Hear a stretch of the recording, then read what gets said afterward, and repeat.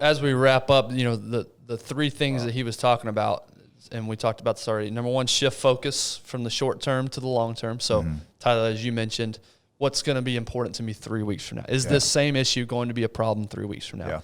Yeah. Maybe you're going on a beach vacation and you're currently in the middle of a workout. Think about that beach vacation. Think about what you're working for to overcome that short-term suffering. Number two, he says, speaking yourself in third person, which we just talked about. And then number three, we didn't mention, I actually did this just this morning, in fact, is write down the issue or problem on a piece of paper, then list all the potential solutions. So again, I'm really trying, because this is something You partially do that anyway. Yeah. Well, no, not in this context though. Yeah. So for 33 years, I've struggled with this. So these are things that I'm really trying to apply. And it's amazing the instant benefits. I had an issue.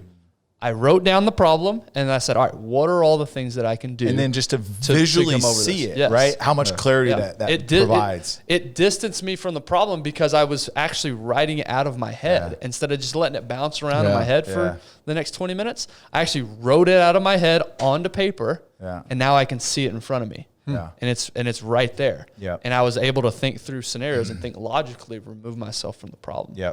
So I've already tried to, I guess I've done all three of these things, but two of them very recently.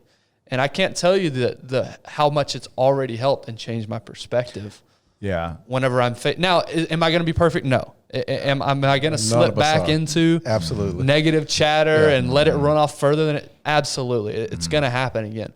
But I love books like this. I love how science and people are researching things like this to help us to be able to, because this is going to make an impact on my 80-year-old self. Yeah, that's right. Yeah. If I can learn to de-stress and de-escalate these scenarios now in my young 30s. And I think on the negative chatter aspect, and I shared this back, a while ago.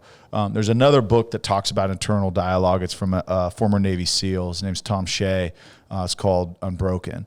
And he does like these ultra races where they, run 100 miles, bike 300 miles, kayak. It's crazy, right? But one of the things that he talks about a lot is you always have that internal dialogue, that chatter.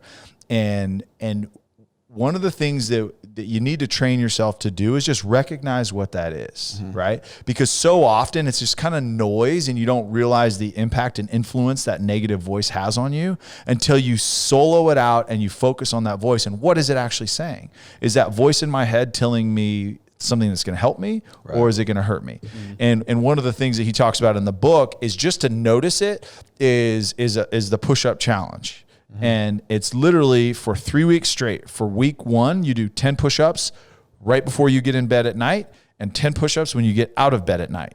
And it's not a matter of how hard it is or get in shape. It's what is that voice when you're tired at the end of the day that's telling you can't do those push-ups before you get in bed? Notice that voice. And then when you get out of bed, I've got to move on to this, or I got to get the coffee going, or I got to get the kids up, or I got whatever it is. Listen to that voice. It's literally less than 30 seconds to do 10 push-ups. But why that voice in your head tell you should not do it? And then the next week is 20, and then the next week is 30 push-ups. But if you do not get, if you ever break it, then you got to start over and just see how far you can go, because it's something to recognize that. Then you can now in everyday life and parenting and work or relationships, whatever it is, then you can actually notice that negative chatter. And then you can say, okay, hold on. I hear it. And then I'm going to either shift it to positive talk, positive reinforcement, or I'm just going to ignore it. And I'm going to say, I'm not going to listen to you. Right.